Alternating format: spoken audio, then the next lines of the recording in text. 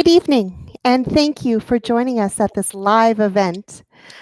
This is a part of the WGA online reading series, and this evening we feature Alberta poet Lynn Gale, who will read from her new poetry collection, L'Opacité. My name is Leanne Myggland-Carter, and I'm so pleased to be your host this evening. Firstly, on behalf of the WGA, I express sincere appreciation to the Rosé Foundation for their generous support of this reading series. Next, of course, I thank our poet for sharing her words and poetic journey with us. Lynn is a registered yoga teacher with a passion for her writing. Her goal is to help people find stillness, breathe deeply, reconnect with self, and uncover story.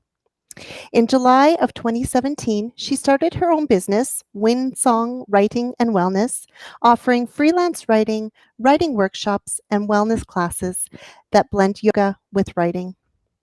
She is currently working on a juvenile fiction novel, a picture book, and a romance, 3 separate works, not all in one. And Lynn loves memoir as well and life stories. She enjoys kayaking, reading young adult fiction, and enjoying a good cup of chai tea. Lynn lives in Spruce Grove, Alberta with her husband of over 30 years and recently retired as the payroll supervisor for the City of Spruce Grove. She hopes that within her poems, you find something that speaks to you as together we begin to listen to the voice within. Lynn, over to you. Thank you, Leanne. Thank you as well to the Writers Guild and the Rosé Foundation for this opportunity to share my poetry collection through this virtual launch. And of course, thank you to any of you who are there listening to my words this evening. I'm very grateful to have you here. Our lives are woven together by threads, some visible, some less so. When I first wrote this poetry collection, I was going to call it Frayed Edges. It's roughly constructed, a little bit discordant, lumpy and scarred, and loosely connects all the different aspects of my life that have affected how I think, what I feel, and how I am. The pattern is slightly off kilter, as I've always felt, and it doesn't really fit with the rest of the world well, which I've also always felt. I've been looking through a haze, a misty filter, blurred and opaque, with a desire for clarity, and from that was born l'opacity. In English, the word opacity has multiple meanings, including the blocking of light, obscuring of meaning, lack of transparency. Similarly, in French, it refers to darkness, shadow, and cloudiness. The dedication at the beginning of my collection is to my husband, who loves me anyway. He also wants me to tell you that my poetry does not rhyme, so please be forewarned to avoid disappointment. More about him at the end. I was born in France to Air Force parents, a French mother from St. Boniface and a non-French father from St. James in Winnipeg. Like oil and water. My first poem is entitled Wild Thing. This is my beautiful collection. Giggling on the sands of Côte d'Azur, my little toes splash in the water, while short curls bounce, looking exotic and wild and free. This child is a stranger to me. We moved to Count Borden in Ontario, then on to Gypsumville in Manitoba. Gypsumville, you say? Have I ever heard of that? Probably not. 200 plus miles due north of Winnipeg, a gated and fenced community of 98 houses, barracks, and some amenities right smack dab in the middle of nowhere. The next 4 poems came out of my time in that space, in that place. Home.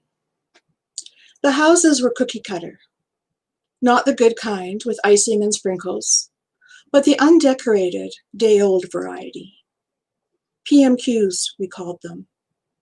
We had a sense of security, not from boundaries, but a lack of knowing. And usually bad things didn't happen, at least not where we could see them.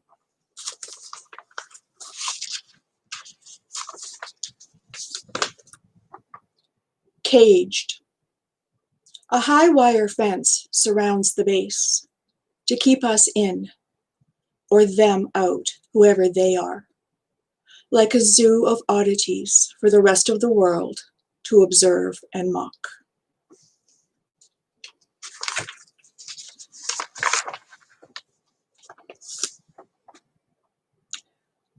Hello, goodbye. Growing up on an Air Force base, slightly farther than where the hell is that, but not as far as that sounds nice, was like wearing a scarlet A. We were somehow less and always ashamed. Piège. Got locked in a locker at the rec center once when I was 8. Everyone went home, and if it wasn't for the chemo lady needing to pee, I would probably be there still. Got home and Dad was making supper. He saw my hands, scraped from pounding the inside of the locker door, and face red from screaming. He asked what I'd been doing, but then one of the little kids cried or something, and that was that. The ache in my throat wasn't just from screaming. Hear me.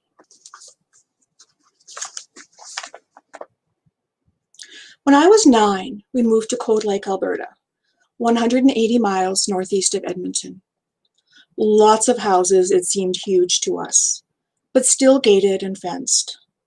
Planes, lots and lots of planes. Family dynamics were somewhat tense at this time, and my sensitive soul shredded on a daily basis. The next 2 poems, Facade and Verite, reflect this time.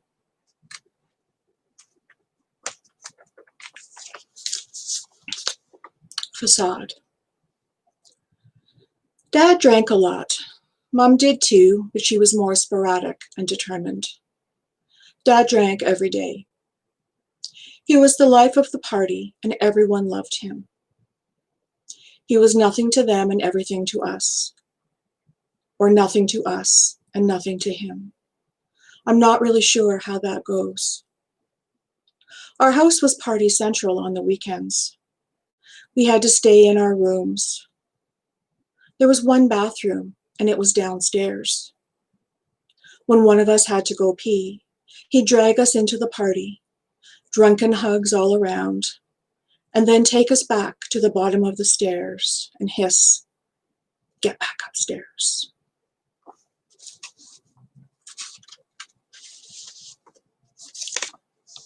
Verite. Alone, I lived in my head and my books. I read and dreamed of other families who loved each other. Reality blended with fiction with momentary gaps where I couldn't tell real from unreal. Lying. Lines blurred, edges dark. I couldn't really tell the difference, if there was one. This time of my life, middle grade, I felt unloved and unlovable. So when puberty hit and continued to hit, I looked for love wherever I could find it, if only in my own mind or my own imagination. Hello, David Cassidy. I memorized every line written in Tiger Beat because that was the gospel according to David, wasn't it? There'd been that one guy in grade 7 with gorgeous hair who turned and glared when he caught me staring. That was different. This is real. David would love me back because I'm a fan and he loves his fans. Tiger Beat said so.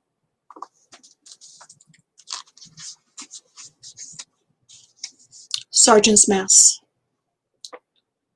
Kitchen help means peeling more potatoes than I'd ever seen in my life, then serving supper to those whose idea of an appetizer was a drink before eating. leers and laughter mixed with beer breath and melting butter. Coming out after shift to find someone waiting by my mom's car. The kitchen supervisor driving away, leaving me with a drunken man who thought that I too was on the dinner menu. Finally getting away, asking the next shift why she'd left me, and being told, "I thought you wanted it that way." I was 16, a different kind of mess.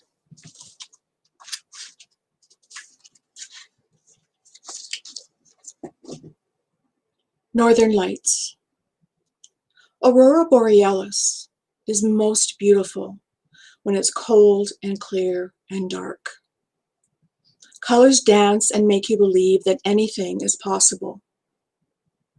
The back of a skidoo at 40 below is colder than you can imagine. But the magic in the sky makes you forget everything. Until you realize the crackle in the air is not the music of the lights, but ice on the lake beneath you, as it bends, bows, and fractures in a dance of its own.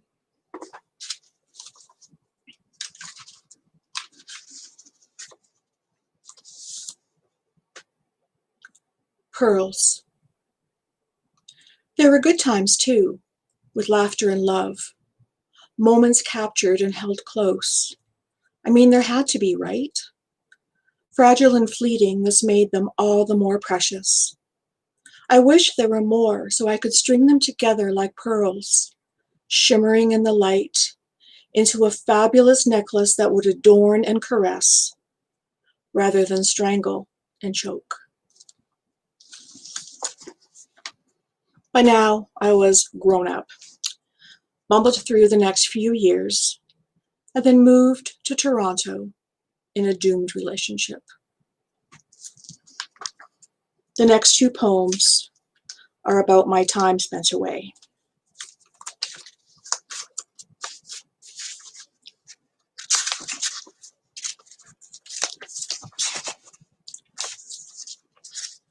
Big Smoke. I spent years wanting to get away. Then when I finally did, all I felt was lonely. A life to start anew. A fresh beginning with no past. Somewhere though along the way, I'd lost the map, so just drove in circles, missing my exit every single time.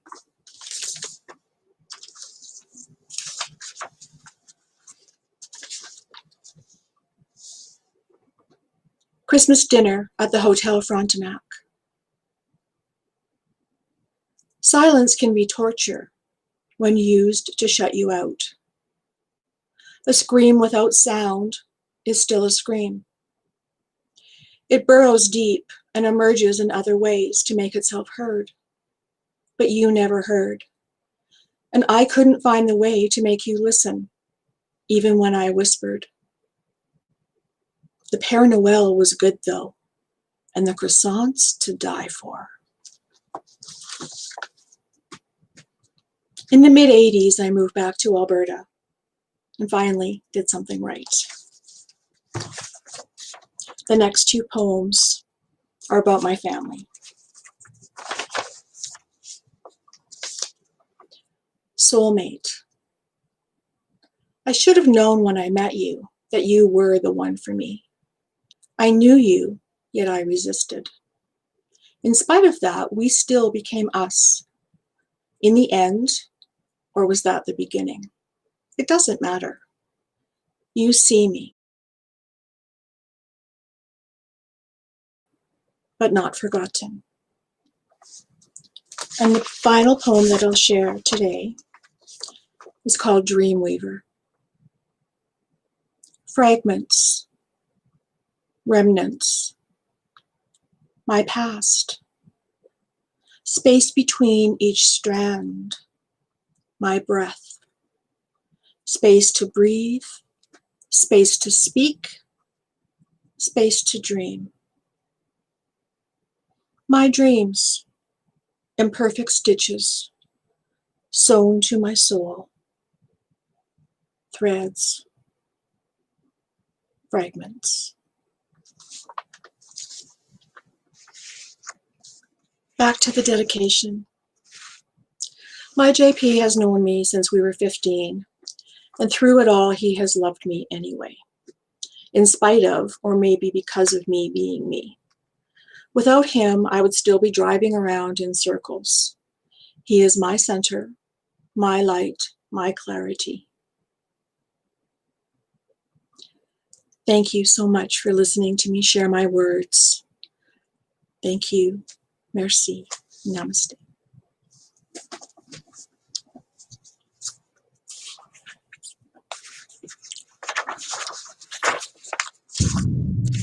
Hi, Lynn. How are you? I'm lovely, Leanne. How are you? Oh, very well. Thank you. Thank you very, very much. Your words are so raw and honest that they will resonate not only with our guests tonight, but all your readers to come. So congratulations on this Thank you beautiful very much. collection. And I actually think I need to take a deep breath just before we go on to some questions. So, oh, there we are. So apparently we did have a really brief connection issue during one of the readings. And I just want to encourage all of our listeners, if anything isn't quite right, just to try to refresh their page. But it was only momentary, so no worries, Lynn. I just want to make sure that everyone is able to stay with us. So lots of really congratulatory messages for you, Lynn. That's lovely. Yeah, so I'm going to start off with some questions that came about during the publication of this book that you have. So I just wondered if you would mind telling the group that is listening a little bit about the process you went through to decide on sharing such personal, what I'll call stories, but of course became poems. You mean the production or the publication part, or just the fact to build it into a collection? The journey you went through to decide to share these stories that are so personal, and if you want to talk a little bit about how they turned from stories to poetry, that would be great too. Okay. One of the things I've always loved doing is journaling. And through yoga and meditation, one of the things I enjoy sharing with others is helping them to find their own story. So in the process, both of writing through my own journal and helping others to start to find their own stories through their journals, I discovered through different means that little pockets of these stories were turning into poetry. There are little vignettes, little pieces of memoir that were coming out in these journals. And all of a sudden, words started popping out at me, or phrases on the page, and they became what I later came to understand as poetry. And I thought, they kind of had a theme running through them. And I thought, one of my biggest things is helping others to find their story, but perhaps it might be nice to have a look at my own. So by pulling these out and making them into poems and then turning them into, they actually have ended up being in chronological order, but putting them together and finding something, a commonality between them, all of a sudden resulted in this poetry collection. And I thought, it is very hard and embarrassing and humiliating at times to, share things that are, it's like going blah, and everything's just sort of laying there naked in front of people going, here, have a look, what do you think? But, I believe that we all have those things inside of us, and they're part of the threads that bring us together as humans. So in order to find self-acceptance, it's also wonderful to extend the connection to others so that they too can find acceptance and maybe go, hey, it's not just me that felt that way. Someone else feels that way too, and they maybe feel a little bit less isolated, less alone. Wonderful. So would you suggest then, as if there's some people listening tonight that want to get started, that journaling is a good way to start to put pen to paper? Absolutely. And don't expect to get a finished product. The odd time, and by odd, I mean very odd, you write down something that it doesn't need to be edited and it basically is complete unto itself. But in most cases, you write pages and pages and pages of free stream thinking. Everything's just coming out. You're just letting it write. And out of that, when you go back and look at it again, out of that comes the little pockets of clarity. It's all tucked in, it's hidden. It's like you have to unravel all these things. And once you unravel them, there's this little tiny nugget going, hello. And it's the poem, it's the point, it's what you need to know, what you need to listen to. So yes, journal, journal, journal. Yes. Okay. Wonderful. Well, and there's some comments in our live stream here, just telling you, how very brave you are, and for sharing these words. And there's a really amazing quote that I love by Mandy Hale, who's a New York Times bestselling author of "You Are Enough," and she's like, "It's okay to be scared. Being scared means you're about to do something really, really brave." And so I And I'm think really, that really brave. you've certainly allowed our listeners and other writers that you will meet in the future to really draw on your courage and be able to do the same thing. So thank you on behalf of writers for that. So this also brings me to another question, just looking and of course reading their bio, and I'm lucky, very lucky, to be able to call you my friend, and I also worked with you very closely on the publication of L'Opacité.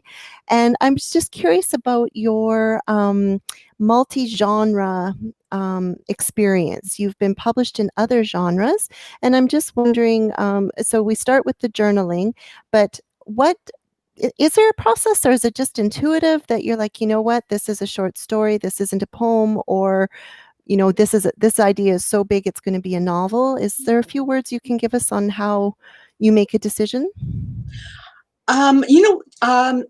That's a really great question, and I wish I had a really succinct answer. But the bottom line is, I tried for years and years and years to write. I always wanted to write a Harlequin or write a novel.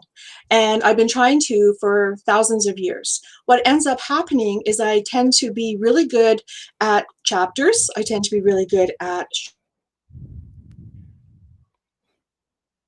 pieces, and then those actually tend to turn into these, and these poems that I'm writing are taking the place of my short stories, and it's almost like they're like vignettes is how my work comes out. It just, an idea forms, and it just, you write into it, you're done. And that sounds so silly to say, but I know when I'm done.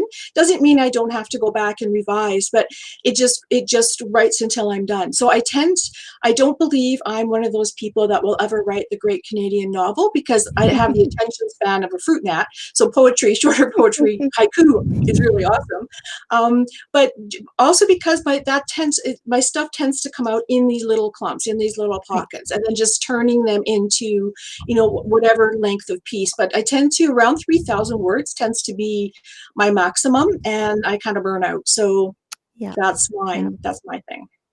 Okay, great.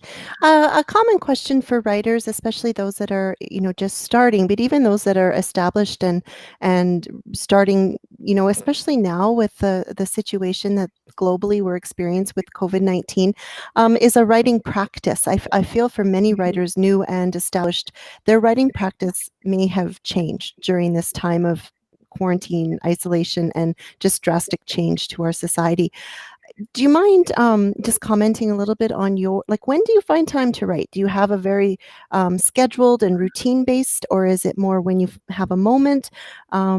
Just curious how you work it into your busy life. So interesting question, because this week I've just retired from the City of Spruce Grove. So now I'm going to have, Congratulations. thank you. I'm going to have all this time. I'm not quite sure what I'm going to do with it, because my biggest thing is, when I have time, when I retire, we'll see what really happens. But in general, normally, to be honest, I get the most inspired when I'm the busiest. Usually when I'm tired and crabby. I can't remember which movie it is, but there's a movie that talks about, it's when things are crappy that you actually write the best, like depending on what you're writing, but where all these things come out. Because when things are good, it's kind of hard to, go into emotional ups and downs. But when you're down, you're already raw, and things seem to be opening. And as they open and these things surge out, then it just seems that if you tap into that, more and more happens. So I tend to write in huge spurts. I'll get up early and write a whole bunch, and then I don't write for 2 weeks. I would love to say that I schedule, I get up, I do my journaling. I don't. There was a time when I did. When my kids were little, I was actually much better at scheduling it in. Now they're all grown up, so I don't have that excuse, and I like to sleep in. So what can I say? There you go. Basically, I tend to find that I write after meditation. When I journal, I use meditation to get myself into the space of stillness, to be able to journal. And then from journaling, it kind of just goes in. And if I just let the stillness happen, then whatever wants to be written bubbles up to the top and it writes. So basically, I tend to write in big chunks, and then there's a pause. So I like to think of it that things build up, it all comes out, and then it builds up again. Okay, great. Well, here's a question. Do you have a favorite poem in your collection? In my collection, I think that Soulmate for Yes. JP, I think that is one of my favorites. They all speak to me, but that one is very positive, and he has been he's the reason that I'm even still here, I swear to God. So Yeah. yeah, it would be that Well, one. And he's that's always wonderful. supported me, even though my poems don't rhyme, which drives me crazy. So And you know how I feel about that, I so we do. don't have to get And does into my that, poem do we? rhyme? Does it rhyme? Yeah, Oh my yeah. God. Excellent. Oh, that's wonderful. So I was just curious if you had a favorite part of this process of oftentimes, writers are very curious about the publication process, which we won't really go into per se. But I was just wondering if there were any particular parts of the route that took you to putting your words into a book that was a little more challenging than you anticipated, or maybe something that you weren't expecting that you had to do. Um, the thought that I wanted, uh, these were not written with the intent of them being published. They were written Mhm. as part of a therapy for me, Right. an ongoing therapy. That's just how I've been able to deal with emotions and different things, is by getting the things out there, and then you can't really ignore them once they're there, and then dealing with that and what else has that affected. But when they came together, and I started really reading poetry collections by other people and realized that, wow, these are really speaking to me. Maybe what I'm writing may speak to someone else. Like maybe someone else has felt like this and they need to know that that's okay. I wish someone had told me, I wish I'd realized all these things years ago, but we're all on our own journey. So everything happens along the way. So my decision to go with an independent press, which is Right Well Press, which is Leanne is actually my editor and my publisher. The hard Mhm. part is giving your words to someone else and saying, this is the intent behind my collection. This is what I think the theme is. Can you read them through and tell me what you think? And then allow someone else to look at them and go yes or no. Mhm. Being willing to have someone change things around a little bit without changing the intention. I don't and be okay with that. That's Right. hard. It's Yes. hard having someone else read them. B, it's hard Mhm. saying it's okay for someone else to touch your stuff, and yeah, and then being willing to go into a negotiation of, do you think this works here? Do you think that works there? And actually discussing something that is the art that comes out of you, but opening it up for someone else's eye to say, is it actually saying what I think it's saying? Is there a way to make it more concise? Is there a way, does it even say what I think it's saying, or is that just in my mind? That's the Right. hardest part, is opening it up for not criticism per se, but for, I guess, even just discussion. Right. And So again, that that was speaks. hard.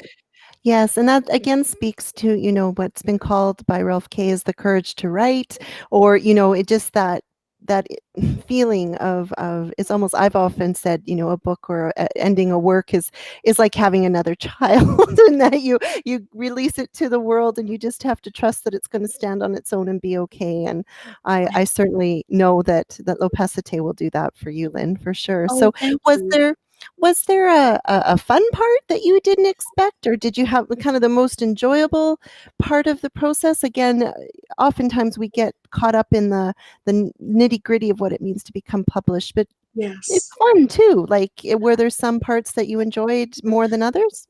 I found the editorial part was the part that I just was the most tense about, and not that it was stressful, but that I wasn't sure what you were going, like, what are you going to come back and say, this is crap? Are you going to come back and say, like, what does it look like? So it actually, but it was a lot more, it was very, but I wanted it to be professional. I wanted it to be as good as it could possibly be, but still be in my voice. Right. And we really didn't change very much. We changed the order of a few things, which made some huge difference.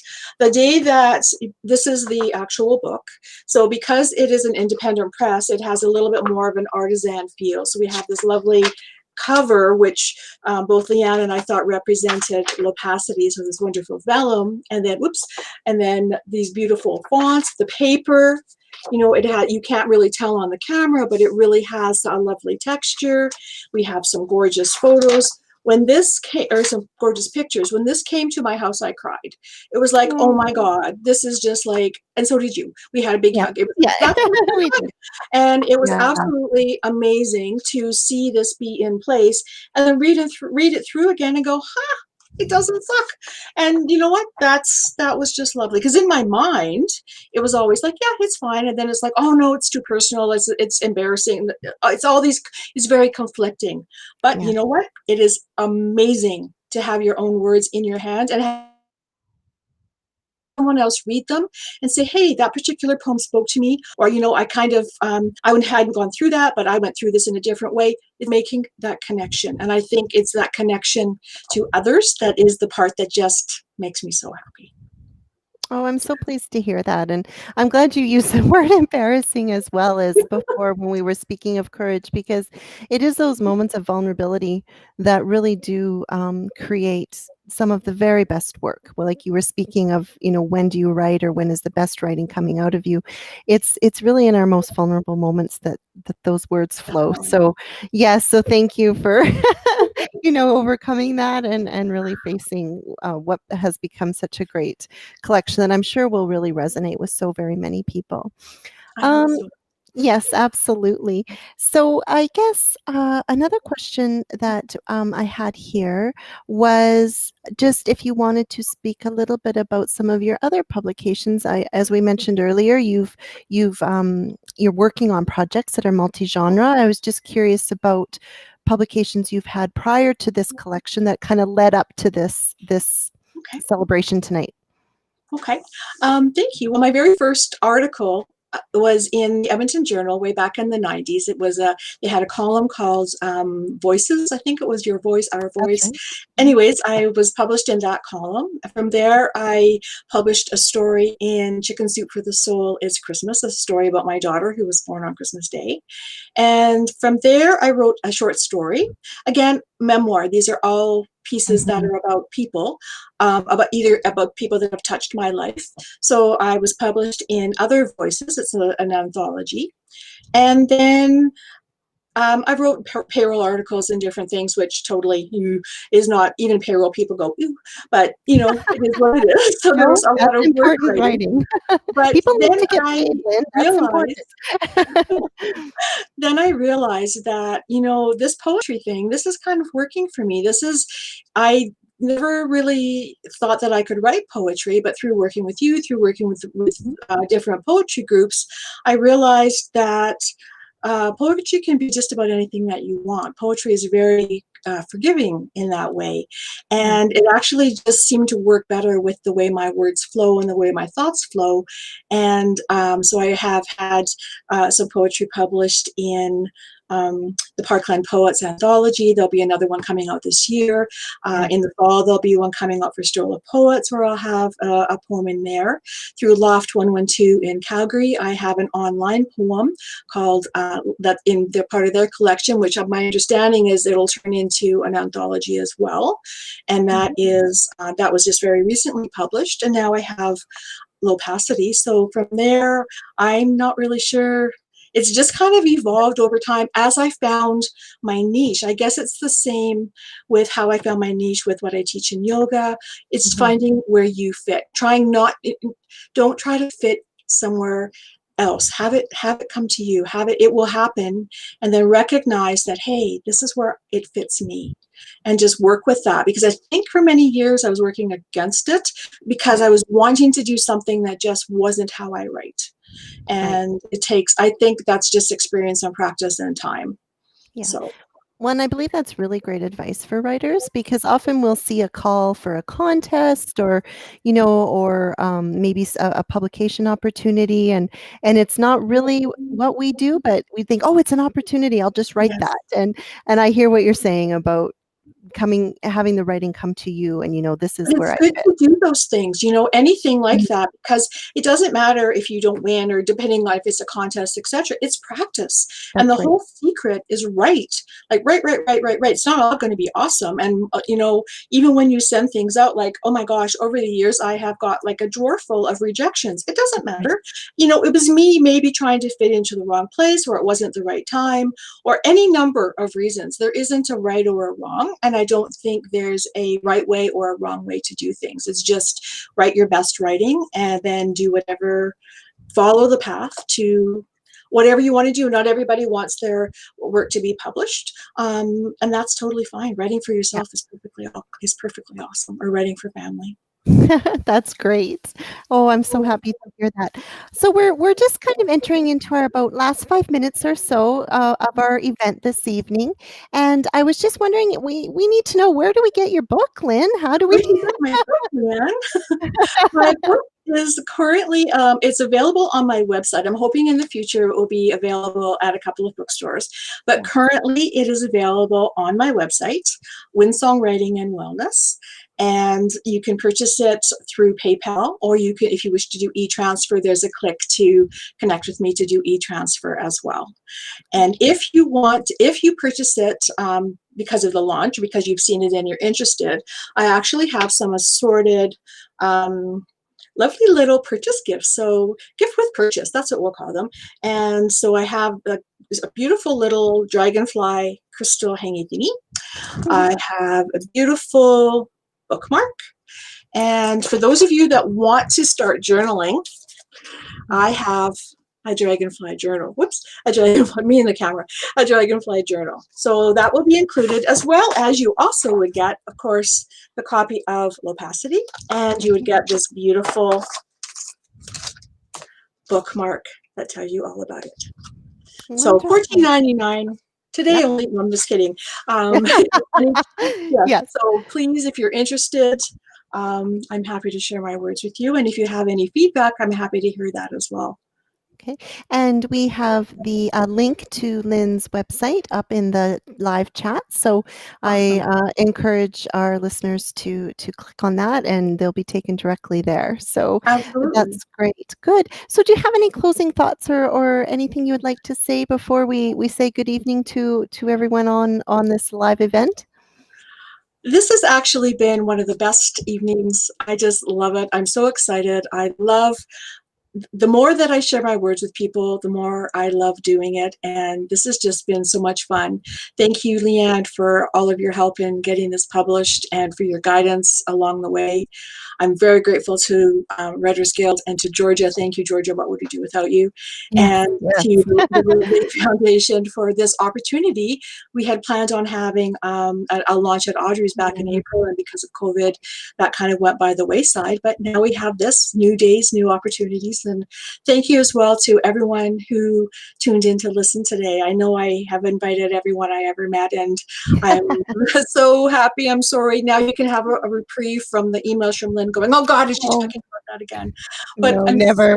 So happy for all of the support that I've had. And just, if you're a writer, keep writing. If you're not and you want to be, then start somewhere by journaling, joining a writing group, Parkland Poets. Just do it. There is no... Just do it. I mean, anybody can do it. Just believe in yourself. Connect with yourself. Find your story. Wonderful. Thank you so much from the bottom of my heart. Well, you're so very welcome, and thank you so much as well, Lynn. It was just a fabulous event for all of us who took part, and once again, as Lynn did, I would like to thank the Rose Foundation and the WGA and everyone who joined us this evening. I invite you to mark your calendars for the next event in this series, which is actually tomorrow night. So, you don't have long to wait till you get some more amazing reading to listen to.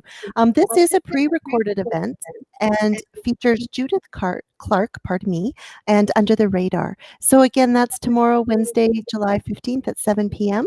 And all you need to do is visit the WGA event page, and the information is there along with the YouTube link information.